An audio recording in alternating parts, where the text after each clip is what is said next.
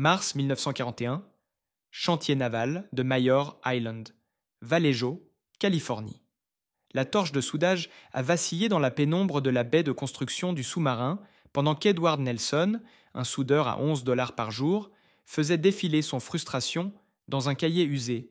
Il doit y avoir une meilleure façon. C'est de la folie.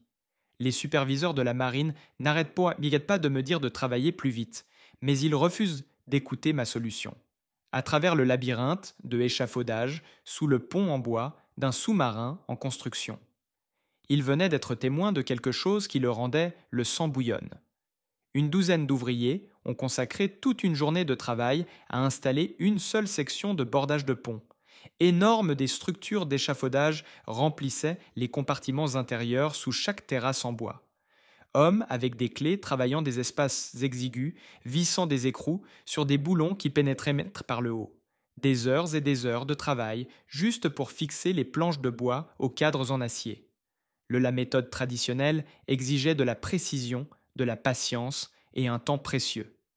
Il est temps que l'Amérique n'a pas connu de nuages de guerre au-dessus du Pacifique.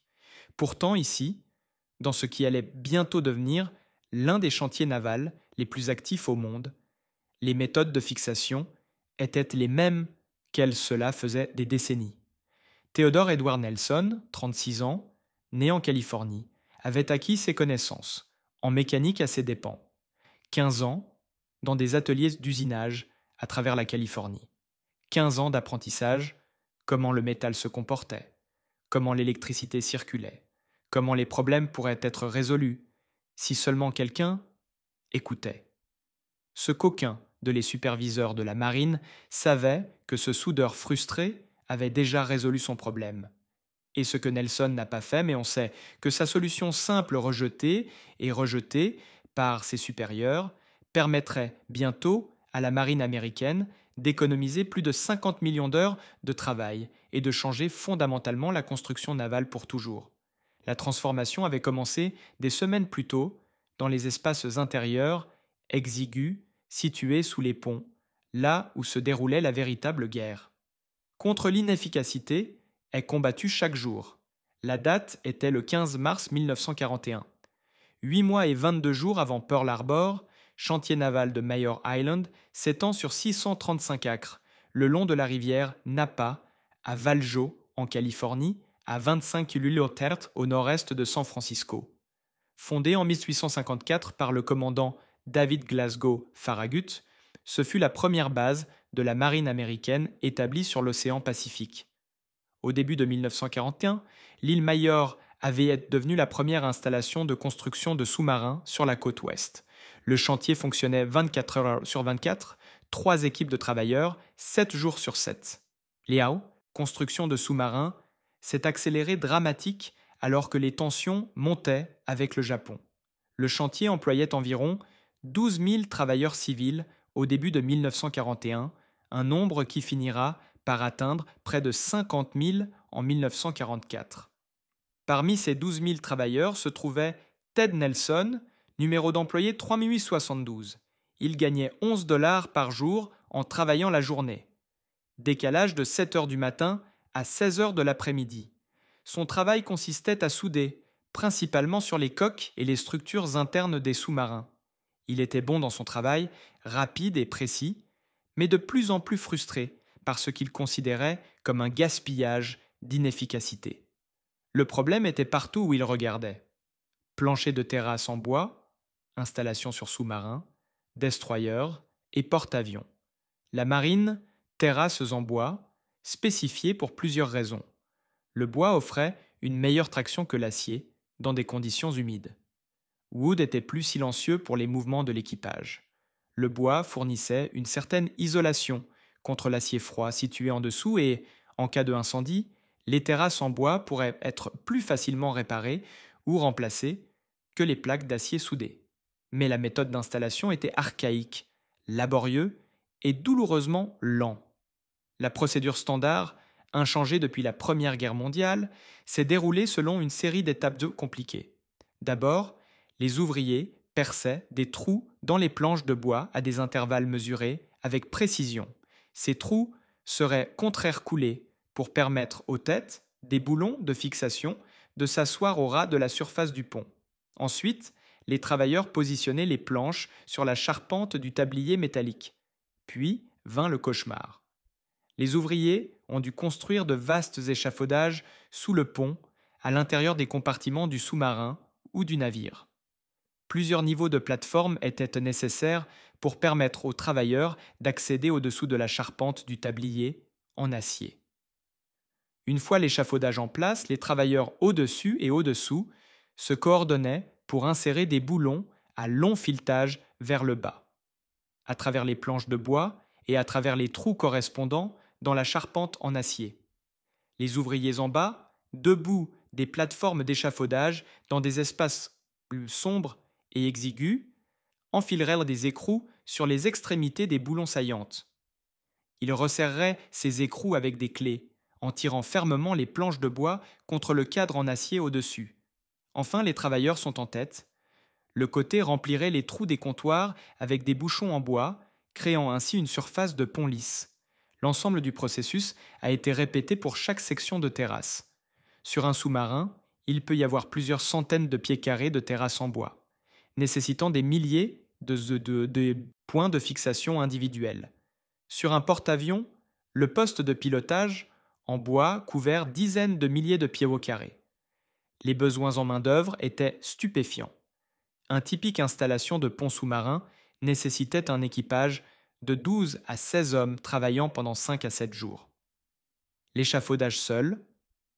Il a fallu 2 jours complets pour construire et un autre jour pour démonter. L'installation réelle des boulons a consommé le reste-temps. Ted Nelson avait réalisé cette œuvre des dizaines de fois. Il avait passé d'innombrables des heures debout sur des plateformes d'échafaudage, enfilant des écrous sur des boulons dans des compartiments sous-marins exigus d'à peine 4 pieds de haut. Son dos lui faisait mal à cause de la flexion constante. Ses jointures étaient marquées par des clés glissées. Sa patience était à bout. Mais sa frustration ne se limitait pas à un inconfort personnel. Il pouvait voir la situation dans son ensemble. La guerre arrivait. Tout le monde à Mare Island le savait. Le chantier était déjà en retard sur les sous-marins et constructions. La marine avait besoin de bateaux dans l'eau et non de bateaux en cale sèche en attendant l'installation du pont. Tous les jours de retard étaient un jour plus proche d'un conflit. L'Amérique n'était pas prête à se battre et Nelson savait qu'il existait une meilleure solution. Il réfléchissait au problème depuis des mois, le retournant dans son esprit pendant les longues heures de soudage, de routine travail. La solution lui paraissait évidente. Au lieu de boulonner par le haut et enfilant les écrous par le bas, pourquoi ne pas souder les goujons de fixation directement sur la charpente en acier, soudés d'un seul côté de au-dessus d'eux? Aucun échafaudage requis, aucun écrou ni boulon, aucun travailleur à l'étroit compartiment en dessous, juste des soudures rapides, solides et permanentes. Le concept était simple. Un goujon fileté, essentiellement un boulon sans tête, pouvait être soudé à la charpente du tablier en acier en une fraction de seconde. Les planches de bois auraient des inserts de fileté ou des écrous spécialisés à fixer à ces goujons. L'ensemble de l'opération pourrait être effectué uniquement par le dessus. Pas d'échafaudage, pas de travaux sous le pont, non-coordination entre les équipages au-dessus et au-dessous. Nelson avait vu des goujons soudés avant, sous une forme limitée. La technologie existait pour les plaques plates horizontales soudage. Un petit tas de poudre de flux serait placé sur une surface plane en acier. Un plot serait positionné dans le flux. Un arc électrique fusionnerait le goujon à l'acier. Mais cette méthode n'a fonctionné que sur des surfaces planes horizontales. La poudre de flux tomberait simplement verticalement, où les surfaces aériennes et la construction navale nécessitaient des soudures dans toutes les positions, verticales, horizontales, aériens, sous tous les angles.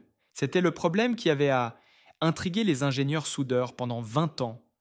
Comment faire fonctionner le soudage de goujons sur des non-haches des surfaces horizontales? Nelson pensait avoir la réponse. C'était si simple qu'il faillit rire quand la solution lui vint. Au lieu d'une poudre de flux libre, envelopper le flux dans un petit capuchon en céramique. Fixer le capuchon à l'extrémité du goujon. Le flux reste en place, quelle que soit la position. Il a esquissé son idée dans son carnet.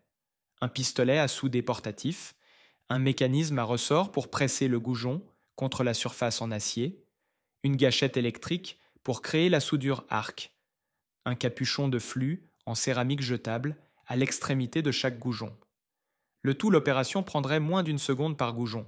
Un ouvrier pourrait installer des dizaines de poteaux en un temps record, actuellement nécessaire pour installer une seule connexion boulonnée. Il a présenté son idée à son superviseur, un locataire de la marine nommé Morrison. La réunion a duré moins de 5 minutes. Morrison a à peine regardé le croquis. Nous avons établi des procédures, monsieur Nelson. Nous suivons la marine, caractéristique. Si vous souhaitez souder, au lieu de superviser l'installation des boulons, respectez vos missions actuelles. Nelson a réessayé en s'adressant à l'ingénieur en soudage en chef du chantier naval, un entrepreneur civil, nommé Hartwell. Il a expliqué les gains de temps, la réduction de la main-d'œuvre, élimination des coûts d'échafaudage. Hartwell était plus poli que Morrison, mais tout aussi dédaigneux. Fils, les gens beaucoup plus intelligents que vous et moi essayons de résoudre ce problème depuis 2 décennies. Si c'était aussi simple, quelqu'un l'aurait déjà fait. Par ailleurs, la marine a un cahier des charges. Nous ne pouvons pas simplement modifier les procédures parce qu'un soudeur a une idée. Vous avez besoin d'une approbation du Bureau of Ships à Washington. Il faut des études d'ingénieur. Vous avez besoin de tests, de prototypes. Cela prend des années. Nous ? Je n'ai pas d'années, protesta Nelson. Nous avons besoin de sous-marins maintenant. Hartwell haussa les épaules. Ce n'est pas mon problème, monsieur Nelson. Mon problème est de construire des bateaux selon un cahier des charges approuvé. Votre problème est de faire le travail de soudage pour lequel vous êtes payé. Nelson a quitté la réunion en colère et désillusionné. Il avait leur proposé une solution qui pourrait permettre d'économiser des milliers d'heures par sous-marin. Il l'avait licencié sans sérieuse considération. Non pas parce que son idée était erronée, ni parce qu'elle ne fonctionnerait pas, mais parce qu'il n'était qu'un soudeur. Parce que changer les procédures nécessitait de la paperasse et des approbations. Parce que l'innovation était moins importante que le respect des protocoles établis, il fit une tentative supplémentaire en écrivant une lettre officielle au commandant du chantier naval, le capitaine Thomas Withers. La lettre a été rédigée avec soin, expliquant l'inefficacité actuelle, proposer la solution de soudage des goujons, estimer le temps et économie de coûts. Il a soumis la lettre via PR exploiter les chaînes en suivant la procédure établie pour le travailleur suggestion. 3 semaines plus tard, il a reçu une réponse, un lettre type le remerciant de son intérêt pour l'amélioration de l'efficacité des chantiers navals, une explication polie qui toutes les propositions techniques ont été évaluées par le comité d'examen technique du Bureau of Ships. Une notation selon laquelle son suggestion avait été soumise pour examen, une évaluation réaliste que l'examen, le processus, prenait généralement de 18 à 24 mois. Il serait informé si sa proposition était approuvée pour une étude plus approfondie. 18 à 24 mois. D'ici là, la guerre pourrait déjà être terminée ou perdue. Nelson a froissé la lettre et l'a jetée à la poubelle. Ce soir-là, il prit une décision qui allait changer sa vie et modifier le cours de l'histoire navale. Si la marine ne l'écoutait pas, il le construirait lui-même. Il prouverait le concept a fonctionné. Il faudrait alors qu'il fasse attention. Il a dégagé un espace dans le garage, derrière son petit cottage à Valero. Sa femme, Emma, le regardait avec inquiétude alors qu'il commençait à ramasser des déchets. Matériel d'acier et de soudage. « Ted, tu vas te faire virer », prévint-elle. « Tu es censé travailler sur des projets de la marine, pas sur vos propres inventions. Cela aidera la marine, a-t-il répondu. Ils ne le savent tout simplement pas encore. » Au cours des semaines suivantes, travaillant les soirs et les week-ends, Nelson a construit son premier prototype de hara, pistolet à souder. Le design était brut, mais fonctionnel. Une poignée pistolet, un ressort un piston pour maintenir et appuyer sur le goujon, une gâchette électrique reliée à une alimentation de soudage, un dégagement rapide mécanisme pour charger de nouveaux goujons. L'innovation la plus critique était le plafond de flux. Il expérimentait avec différents matériaux céramiques, différentes compositions de flux, différentes conceptions de capuchons. Après des dizaines de tests, il a développé un capuchon qui maintenait le flux en toute sécurité, permettait une initiation correcte de l'arc et pouvait être fabriqué à bon marché. En mai 1941, il disposait d'un prototype fonctionnel. Il l'a testé sur de la ferraille dans toutes les positions imaginables, horizontales, verticales, aériennes, à angle. L'arme a parfaitement fonctionné. Un goujon peut être soudé en moins de 1/2. La résistance de la soudure dépassait celle des boulons traversants traditionnels et la plupart plus importants encore, il ne nécessitait aucun accès souterrain. Il a amené le prototype à travail, l'a démontré à plusieurs collègues soudeurs pendant la pause déjeuner. Ils étaient impressionnés et excités. Cela va nous faire gagner beaucoup de temps, a fait remarquer l'un d'entre eux. Vous devez le montrer à Morrison, a suggéré un autre. Nelson secoua la tête. J'ai déjà montré Morrison. Il n'était pas intéressé. Alors quittez et créez votre propre entreprise. Un troisième soudeur a conseillé. Vendez votre arme à chantiers navals à travers le pays. Vous ferez fortune. L'idée n'était pas venue, est arrivée à Nelson. C'était un soudeur, pas un homme d'affaires. Il n'avait pas de capital, non usine de fabrication, aucune expérience commerciale. Mais plus il y réfléchissait, plus cela prenait du sens. Si la marine n'utiliserait pas son invention, peut-être que les chantiers navals privés le feraient. Les chantiers navals. Kaiser de Richmond recrutait. Le chantier naval, Bethlehem, Steel à San Francisco, était en pleine expansion. Il y avait des chantiers navals le long de la côte ouest, tous confrontés aux mêmes pénuries de main-d'œuvre et aux mêmes pressions de production. Le 20 juin 1941, Ted Nelson présente sa démission au maire de Eastland, Naval Chantier Naval. Son supérieur a essayé de l'en dissuader. Nelson, tu es un bon soudeur. Ne gâchez pas un travail stable pour une invention folle. Mais celui de Nelson, la décision était prise. Je vais construire des pistolets à souder, a-t-il déclaré à Morrison, et quand la marine revient demander de les acheter, j'espère que vous vous souvenez de cette conversation. Il a quitté Mayor Island avec 11 $ en poche, un garage rempli d'outils et une conviction que son invention réussirait. Il a constitué la Nelson Specialty Welding Equipment Corporation le 1er juillet 1941. Il emprunta 95 000 $ à la Reconstruction Finance Corporation, un organisme de prêt gouvernemental créé pendant la dépression pour soutenir les petites entreprises. Avec ce capital, il loua un petit atelier à Vallejo et commença fabrication de pistolets de soudage de goujons. Les premiers mois ont été difficiles. Il n'avait pas client, pas de réputation, pas de réseau de distribution. Il a fait des appels commerciaux aux ateliers d'usinage locaux et aux petites des entreprises de fabrication démontrant son arme, expliquant le gain de temps. La plupart étaient sceptiques. Quelques-uns étaient suffisamment intéressés pour essayer une unité de démonstration. Doucement, très lentement, les commandes commencèrent pour entrer.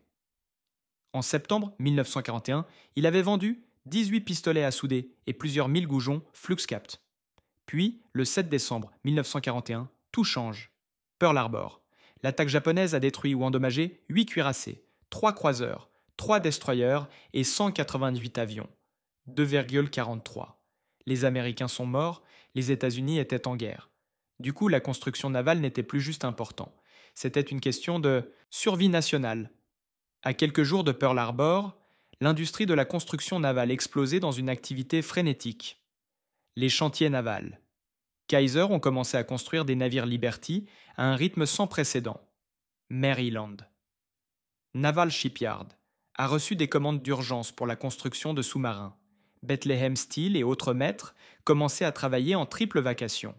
Et chacune de ces installations était confrontée au même problème. Comment construire des navires rapidement assez ? Les méthodes traditionnelles étaient trop lentes, trop laborieuses et trop coûteuses d'un temps précieux. Le téléphone de Ted Nelson s'est mis à sonner. Achat chantier naval. Les agents qui avaient rejeté son invention quelques semaines plus tôt voulaient maintenant passer des commandes importantes. Les chantiers Kaiser en ont commandé 50 pistolets à souder et 10 000 goujons. Bethlehem Steel a commandé 40 canons. Même l'île Mayor Naval Shipyard, où il avait été repoussé quelques mois plus tôt, a placé une commande de 60 canons et 20 000 crampons. Morrison, son ancien superviseur, s'est occupé de la demande d'achat. Il n'y a eu aucune excuse, Aucune reconnaissance du fait que Nelson avait eu raison, juste un fonctionnaire turc. Commande et une demande de livraison rapide. En janvier 1942, moins d'un mois après Pearl Harbor, le petit atelier de Nelson ne parvenait plus à répondre à la demande. Il recevait des commandes plus rapidement qu'il ne pouvait fabriquer des produits. Il avait besoin d'une vraie usine, de plus d'ouvriers, de mieux équipements. Il a loué des installations plus grandes à San Leandro, à quelques kilomètres au sud de Auckland. Le bâtiment se trouvait au milieu d'un champ de maïs, isolé et peu impressionnant, mais il avait de l'espace, de l'électricité et possibilité d'agrandissement. En mars 1942, il employait 20 ouvriers.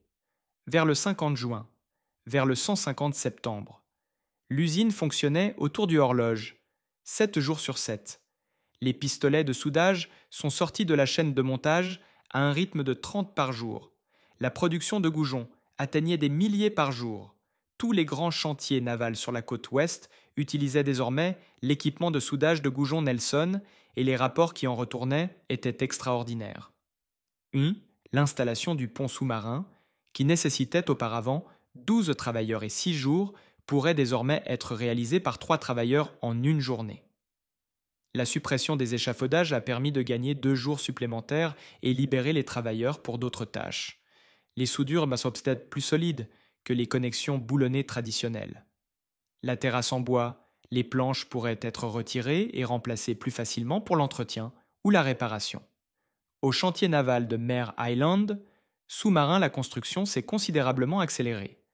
Le chantier a achevé 17 sous-marins entre 1941 et 1945, avec une durée moyenne de construction qui reste stable diminuée à mesure que de nouvelles techniques étaient mises en œuvre. Le soudage des goujons n'était pas la seule innovation, mais il s'agissait d'un élément essentiel, pièce du puzzle de l'efficacité. Au milieu de 1942, le soudage des goujons n'était plus utilisé, juste pour la fixation de terrasses, mais pour des dizaines d'autres applications. Cintre de tuyaux, support de câbles, support d'équipement, fixation de cloisons.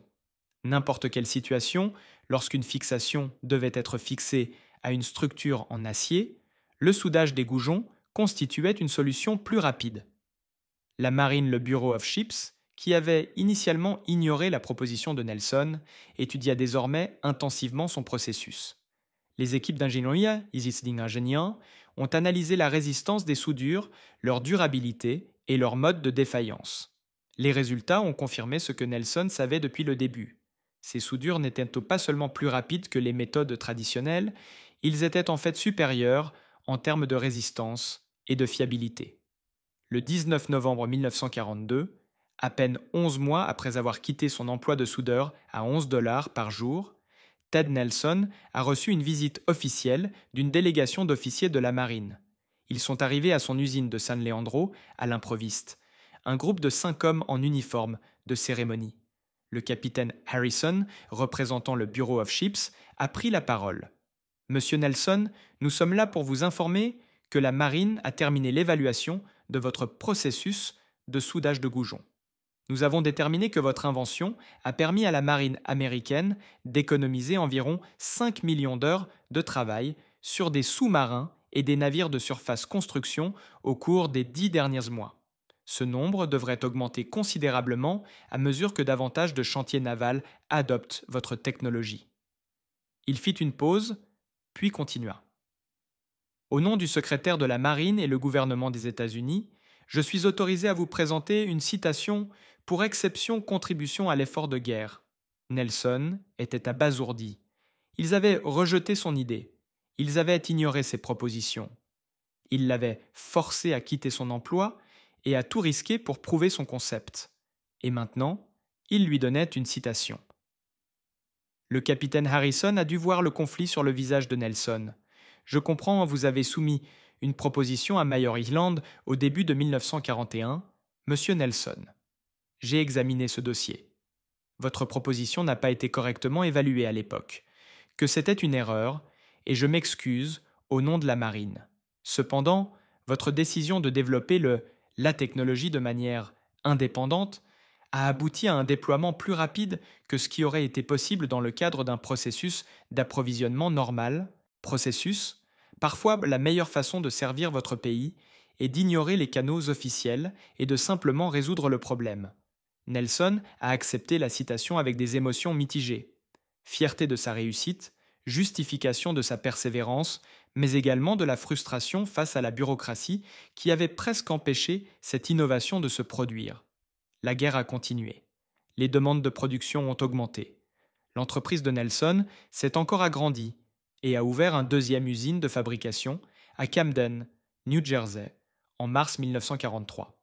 Cette usine de la côte Est approvisionnait les chantiers navals de New York, Philadelphie, Norfolk et Charleston. Au milieu de 1943, Nelson Specialty Welding Equipment Corporation employait plus de 400 travailleurs et générait un revenu annuel d'environ 4 $ millions. Ted Nelson passait encore 16 heures par jour dans l'usine, toujours habillé en les employés des magasins bronze sur des pantalons et des chemises. Il touchait toujours un modeste salaire de 1 000 $ par mois. Tous les bénéfices ont été réinvestis dans l'expansion, l'équipement et le remboursement des prêts. Mais son impact sur la guerre, l'effort était incalculable. L'estimation de la marine de 5 millions d'heures de travail économisées grâce à la fin de 1942 n'était que le début. À mesure que la guerre progressait et que le soudage des goujons devenait pratique courante dans toute la construction navale, les gains de temps se sont multipliés de façon exponentielle. En 1943, le soudage des goujons était utilisé non seulement sur les sous-marins, mais aussi sur les porte-avions, des cuirassés, des croiseurs, des destroyers et des centaines de petits navires. Les porte-avions, Essex Class construit par Newport News, Shipbuilding et d'autres chantiers, ont utilisé le soudage des goujons, Nelson largement pour la fixation du poste de pilotage et l'aménagement intérieur. Chaque transporteur nécessitait environ 20 000 crampons. La marine a construit 24 porte-avions Essex Class pendant la guerre. Les cuirassés de classe Iowa utilisaient soudage de goujons pour le bordé de pont, les supports d'équipement et la fixation du blindage. Les croiseurs lourds de la classe Baltimore ont intégré cette technologie partout. Escorte de destroyers, navires de débarquement, patrouilles bateaux, chaque type de navire militaire bénéficiait de méthodes de fixation plus rapides et plus solides. Mais l'impact dramatique a été dans la construction de sous-marins. Chantier naval de Mayor Island, où Nelson avait travaillé et où son idée avait été rejetée, devint l'un des constructeurs de sous-marins les plus efficaces au monde.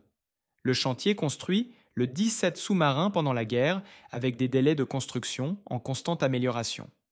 Le chantier naval de Portsmouth, dans le New Hampshire, est devenu le champion des constructeurs de sous-marins, ayant achevé 79 sous-marins entre juillet 1940 et juillet 1945. Le succès de Portsmouth repose sur de multiples innovations, mais le soudage des goujons était une technologie habilitante essentielle. Le chantier a largement adopté le système Nelson, l'utilisant non seulement pour le pont, mais tout au long de la vie du bateau. Intérieur. Le résultat était visible dans les statistiques de l'année de la construction. Portsmouth en a lancé 3 sous-marins simultanément le 27 janvier 1944. Le Redfish, le Ronquille et le Razorback. Un 4e sous-marin, Scabbardfish, a été lancé le même jour. 4 sous-marins en une journée. Aucun chantier naval, avant ou depuis, n'a égalé cet exploit.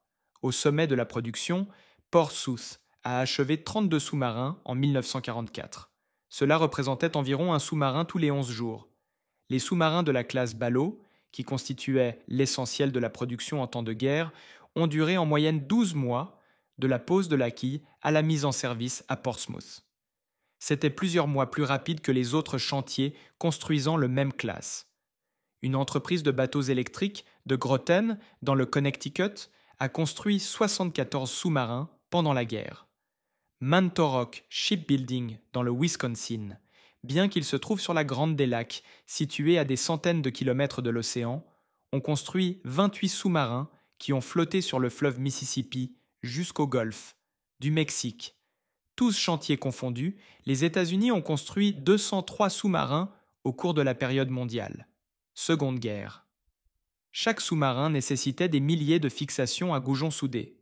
Chaque étalon a économisé des minutes de travail. Multiplier ces minutes par des milliers de plots par sous-marin, par centaines de sous-marins, et le gain de temps réalisait des proportions stupéfiantes. Mais les sous-marins ne représentaient qu'une partie de l'histoire.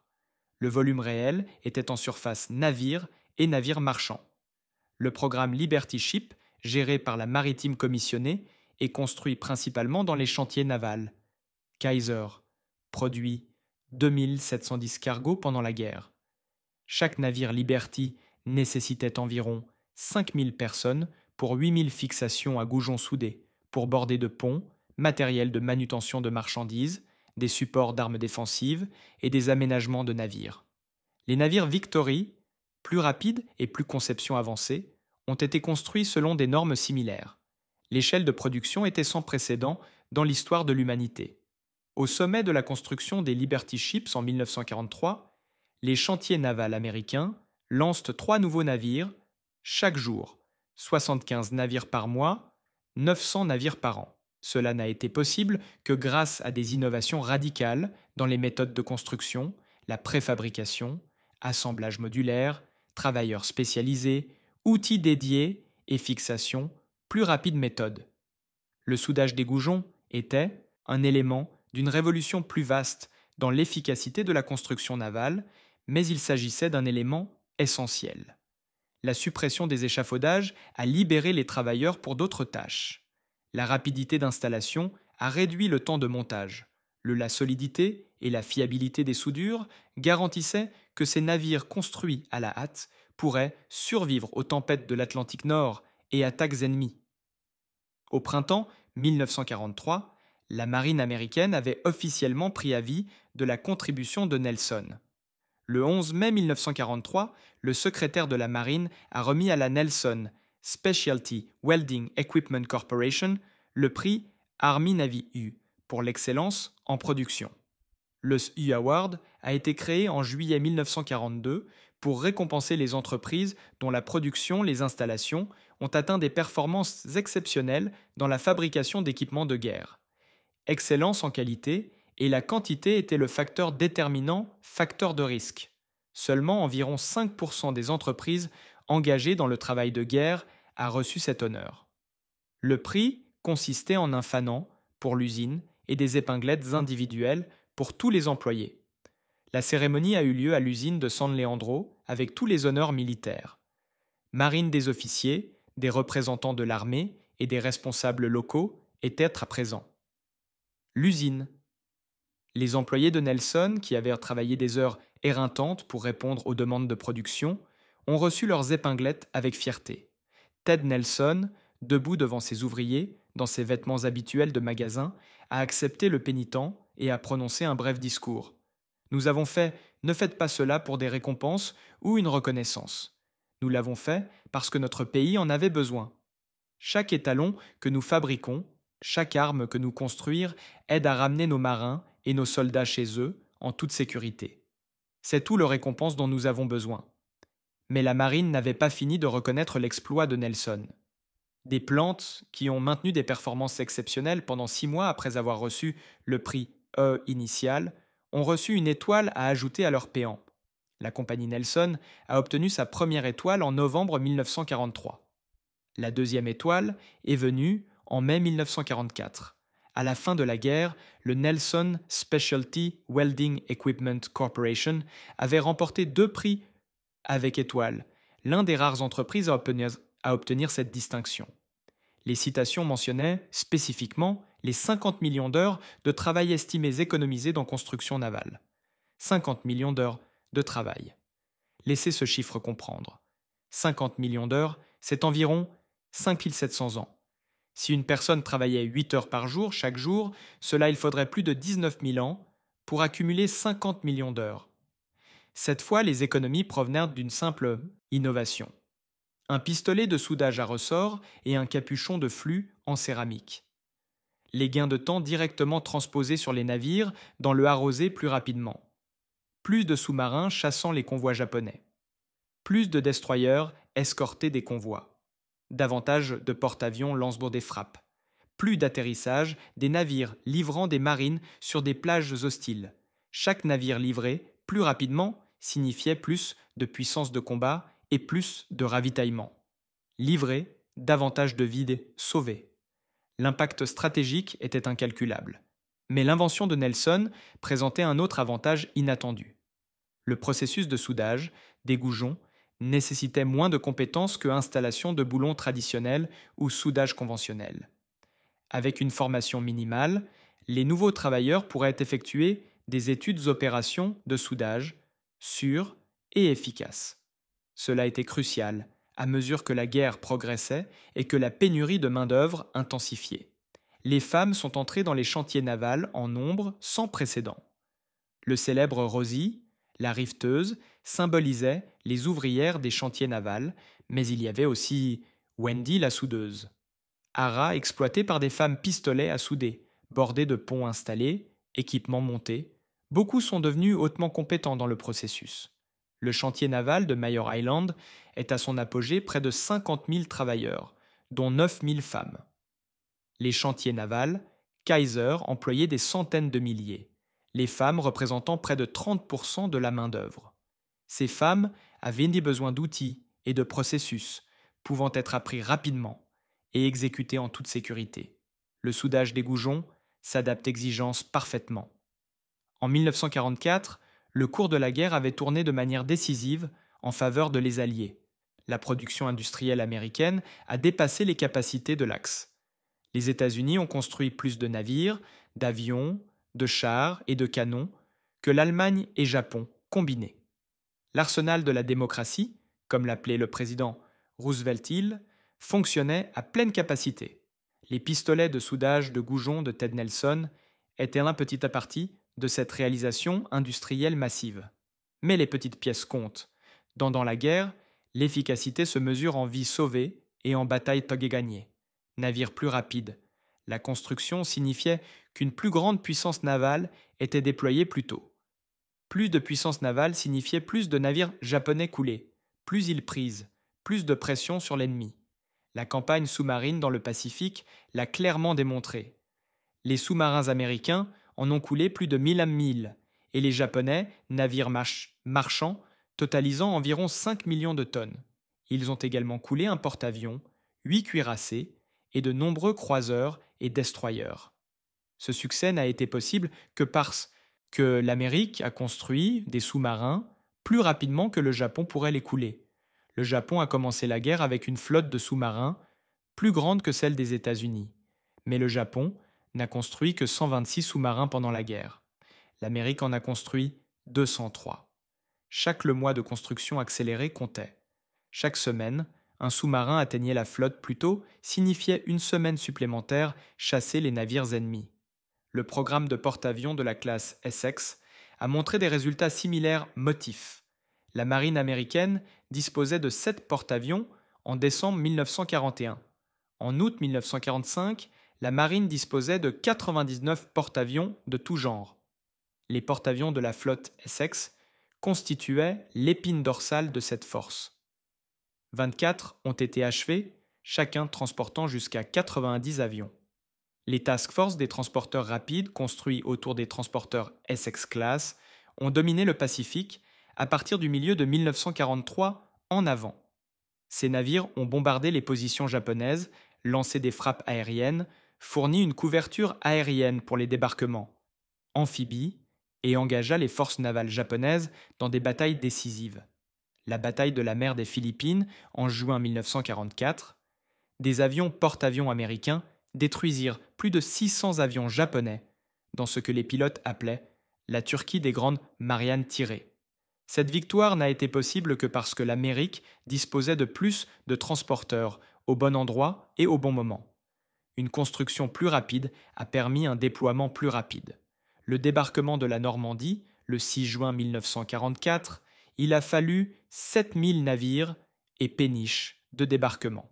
Cette armada, le plus grand amphibie d'assaut dans l'histoire, n'a été possible que parce que les chantiers navals américains et britanniques ont construit des péniches de débarquement par milliers. Les navires de débarquement étaient des navires bruts, des bateaux à fond plat, conçus pour accoster sur les plages et décharger des marchandises. Mais ils exigeaient une construction rapide et des raccords fiables. Le soudage des goujons s'est avéré idéal pour construction de péniches de débarquement. Rampes de chargement, supports de bossoirs, accessoires de pont, tout pourrait être installé rapidement et en toute sécurité. La technologie de Nelson, inventée pour la fixation du pont des sous-marins, découverte application dans toute la flotte de péniches de débarquement. Après la victoire, en mai 1945, l'attention s'est entièrement portée sur le Pacifique. L'invasion planifiée du Japon, opération. La chute était prévue pour novembre 1945. L'opération nécessiterait davantage de navires, plus de péniches de débarquement, plus de soutien logistique que n'importe quelle campagne précédente. Les chantiers navals se préparent à une nouvelle augmentation de la production. Puis, les 6 et 9 août 1945, les bombes atomiques détruisent Hiroshima et Nagasaki. Le Japon s'est rendu. Sur le 15 août 1945, la Seconde Guerre mondiale prend fin. La machine de production militaire massive a commencé à se calmer. Des contrats ont été annulés, des ouvriers ont été licenciés, chantiers navals, fermés ou convertis à la production en temps de paix. La société Nelson Specialty Welding Equipment Corporation, confrontée à un avenir incertain. Les commandes militaires se tarirent presque du jour au lendemain. L'entreprise, qui employait plus de 400 travailleurs à son apogée, était désormais menacée de s'effondrer. Mais Ted Nelson avait préparé pour le moment. Pendant les années de guerre, il réfléchissait aux applications en temps de paix du soudage des goujons. La technologie ne se limitait pas à la construction navale.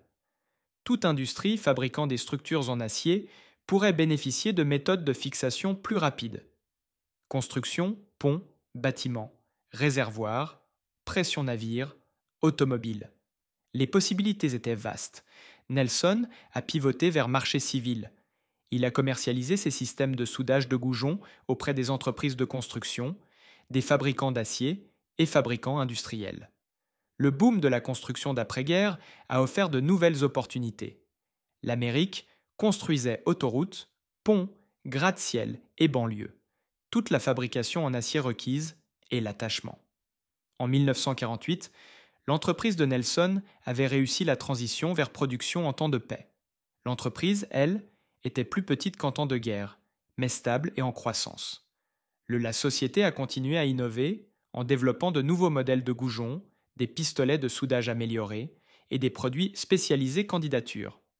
En 1950, Nelson vend son entreprise à TR Dublo, un grand groupe industriel conglomérat. La vente a assuré la sécurité financière de Nelson et lui a permis de se retirer de la vie active. Direction, mais le nom Nelson est resté sur le produit. TRW a continué à commercialiser le Hara de Nelson Équipement de soudage, conservant ainsi la reconnaissance de la marque que Nelson avait bâtie.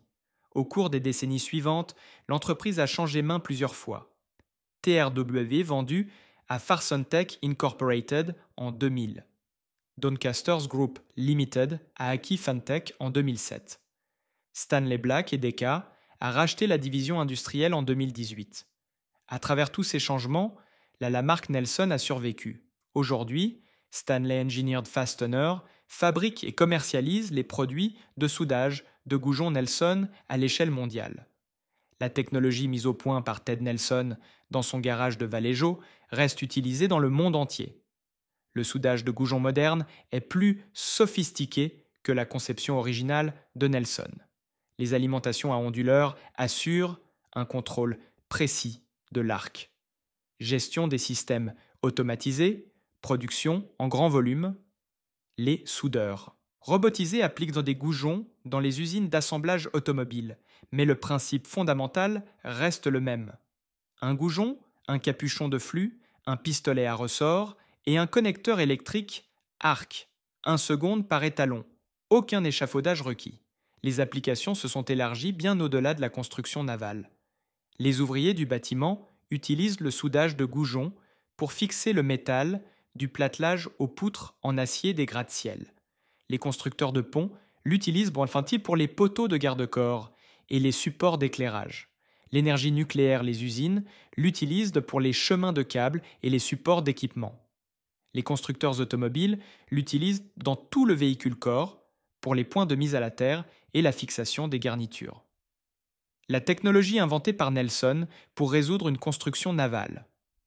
Le problème a trouvé des applications dans pratiquement toutes les industries qui travaillent avec l'acier. Mais l'héritage le plus touchant de l'invention de Nelson se trouve dans la restauration de navires historiques. Le cuirassé Texas, l'un des 7 navires restants à avoir servi pendant les 2 guerres mondiales, est actuellement en cours de révision. Restauration dans une installation de cale sèche.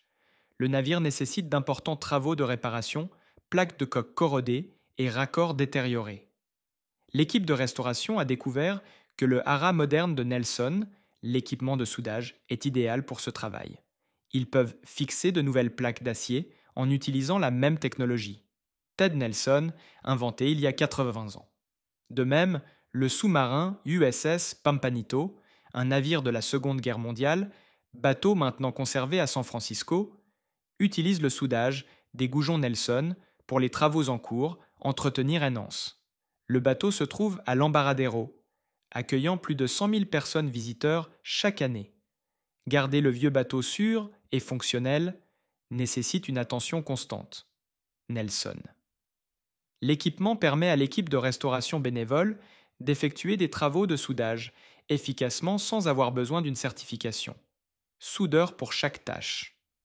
Ted Nelson a vécu pour voir l'impact de ses inventions s'étendre loin au-delà de ce qu'il imaginait ce jour de 1941, où il dessinait son idée dans un cahier.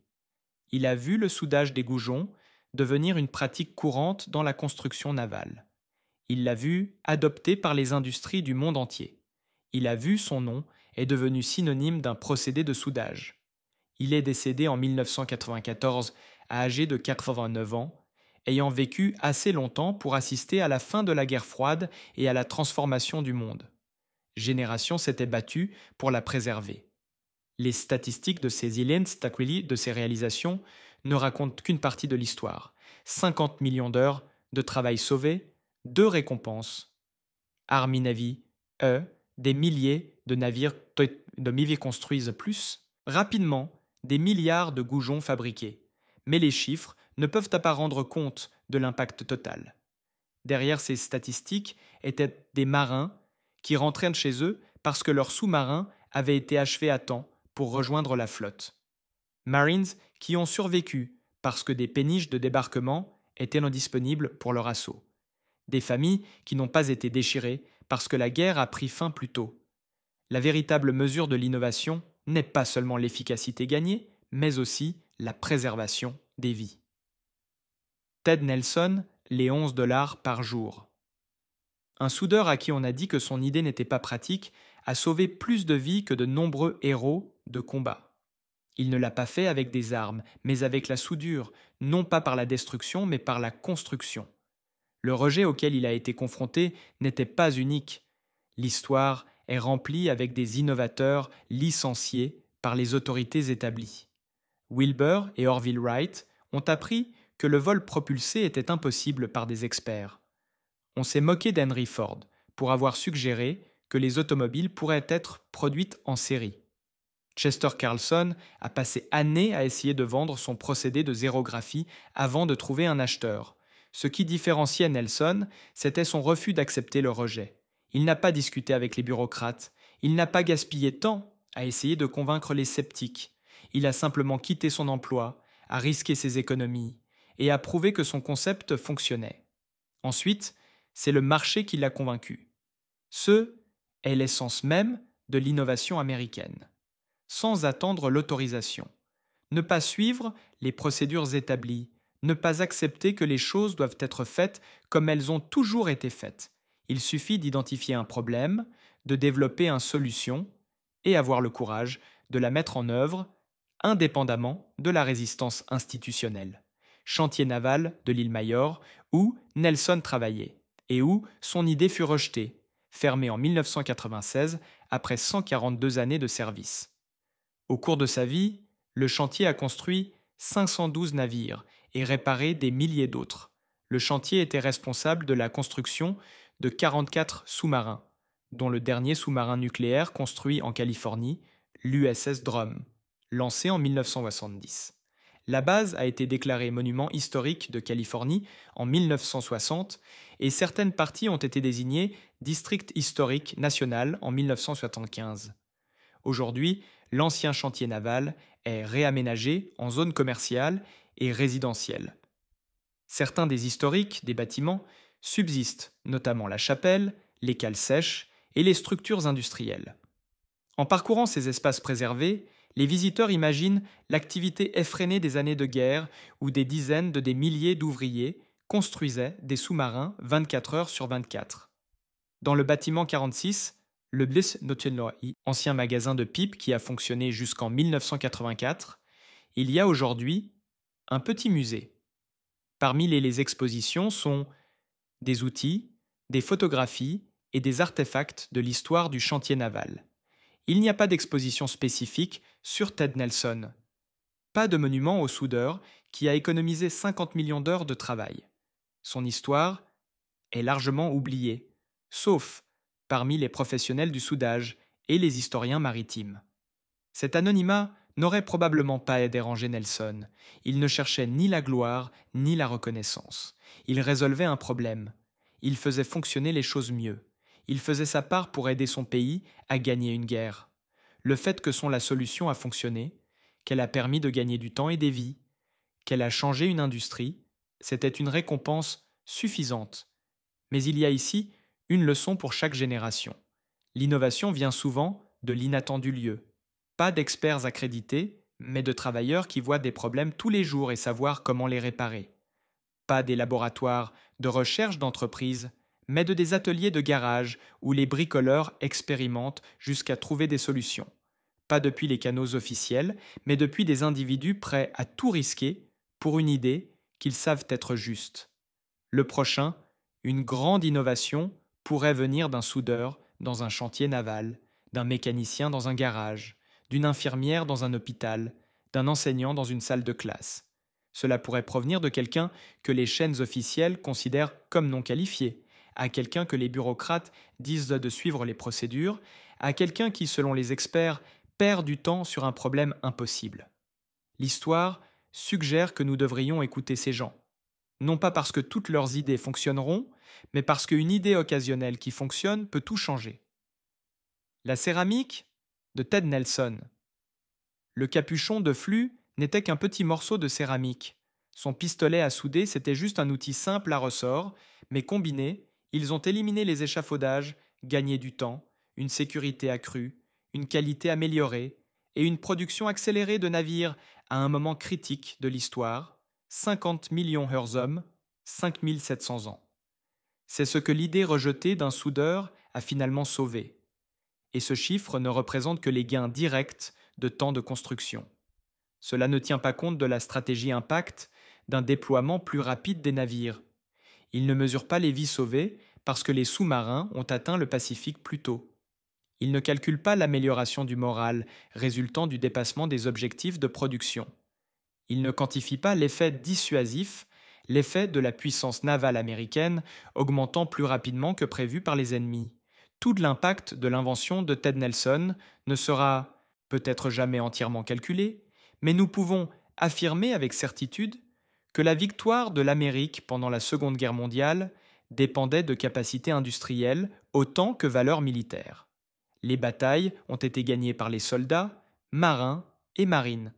Mais la guerre a été gagnée par les ouvriers, les ingénieurs et innovateurs. Des gens comme Ted Nelson qui ont vu un problème et l'ont résolu, qui a refusé d'accepter l'inefficacité quand l'efficacité était possible, qui a compris que dans une guerre totale, chaque minute économisée, production traduite en vie sauvée au combat. Alors que nous sommes confrontés aux défis dus au XXIe siècle, cette leçon reste d'actualité. Les problèmes auxquels nous sommes confrontés, changement climatique, rareté des ressources, dégradation des infrastructures, Nécessité d'innover à tous les niveaux. Les solutions ne viendront pas seulement des universités d'élite et des laboratoires d'entreprise, mais aussi d'aider gens qui voient clairement les problèmes et élaborent des solutions pratiques. Le prochain Ted Nelson est peut-être en train de concevoir un meilleur panneau solaire dans un garage atelier. La prochaine avancée pourrait venir d'une usine travailleur qui sait exactement ce qui fait perdre du temps et de l'énergie. La prochaine révolution dans l'efficacité pourrait provenir de quelqu'un que les chaînes officielles ont déjà rejeté comme non qualifié. Nous devons écouter. Nous devons encourager l'innovation de toutes les sources. Nous devons réduire les barrières entre l'identification du problème et la mise en œuvre de la solution. Nous devons nous rappeler que certaines des innovations les plus importantes de l'histoire sont venues de personnes travaillant en dehors du monde. Système, parce que le système a refusé d'écouter. Ted Nelson a commencé avec un salaire de 11 $ soudeur de jour. Il a fini comme un industriel millionnaire dont la technologie a sauvé son pays. Mais il n'a jamais oublié ses racines. Il n'a jamais donné d'héritier. Il n'a jamais prétendu être autre chose qu'un mécanicien qui voyait un problème et le résolvait. Dans son plus tard année, lorsqu'on l'interrogeait sur son succès, il haussait les épaules et répondait « Je viens de faire un meilleur souricière. Le monde s'est frayé un chemin jusqu'à ma porte. Ce n'était pas du génie, c'était juste du bon sens. Mais le bon sens, appliqué au bon moment, avec courage et persévérance, peut changer l'histoire. Que est l'héritage de Ted Nelson ? Pas les 50 millions d'heures économisées, pas les 2 heures récompenses. Ce n'est pas l'entreprise mondiale qui porte encore son nom. Son héritage est la preuve qu'une personne ayant une bonne idée et la détermination de la mettre en œuvre peut faire la différence. Cet héritage perdure, s'allume chaque fois qu'un soudeur appuie sur la gâchette d'un pistolet, de soudage de goujon. Chaque fois qu'un navire est construit plus vite que les anciennes méthodes autorisées, chaque fois que quelqu'un examine un processus inefficace et demande « il y a à être une meilleure solution ». Ted Nelson a posé cette question en 1941. Sa réponse a aidé à gagner une guerre. Quelle question posez-vous aujourd'hui ? Et plus, et surtout, quand les experts vous disent que cela est impossible, quand les bureaucrates vous disent de suivre les procédures, quand les sceptiques rejettent votre idée, aurez-vous le courage de leur prouver le contraire ? L'histoire de l'innovation suggère que parfois, la chose la plus importante à faire est d'ignorer les experts. Faites confiance à vos propres observations et construisez la solution, vous savez que cela fonctionnera. C'est exactement ce que Ted Nelson a fait. 80 ans plus tard, les soudeurs le monde entier utilisent encore son invention chaque jour. Et quelque part, peut-être dans un garage ou un atelier, le prochain Ted Nelson esquisse une idée qui, selon tout le monde, ne fonctionnera pas. Mais ce sera une erreur car les meilleures innovations ne viennent pas du respect des procédures. Ils viennent de gens qui voient un problème, savoir comment le résoudre et refuser de prendre non pour un